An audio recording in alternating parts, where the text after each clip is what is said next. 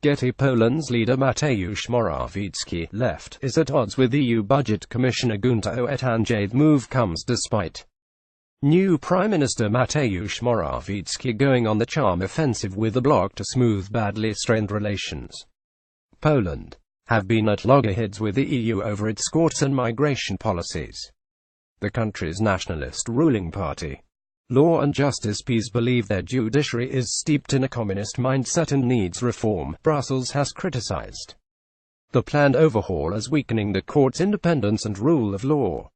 Despite that, Mr. Morawiecki, a former banker who took the reins of the conservative government in Warsaw last month, has shown no sign of backing down. The new PM is however keen to improve relations with the bloc, and said, "I genuinely believe that with added effort to explain our intentions we will be able to clarify misunderstandings.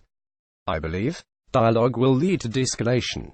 Mr. Morawiecki's party have also moved to tighten control over state media. GETTY Polands new Prime Minister has been on a charm offensive with the EU. His charm offensive approach to the EU is in stark contrast to his predecessor Jarosław Kaczynski, who condemned Brussels for meddling in his country's politics. Poland's feud with the bloc is said to have left it increasingly isolated ahead of the bloc's next 7-year budget. The country is currently the biggest beneficiary of EU funds and received €7 billion in 2016. EU Budget Commissioner Guenther Oettinger told a news conference in Brussels either the rule of law and the independence of courts would constitute a condition for claiming European budgetary resources. GETTY EU boss Jean-Claude Juncker has suggested Poland could be rewarded if it listens to recommendations, or otherwise the restoration of the rule of law could be seen as a possible way of getting more resources.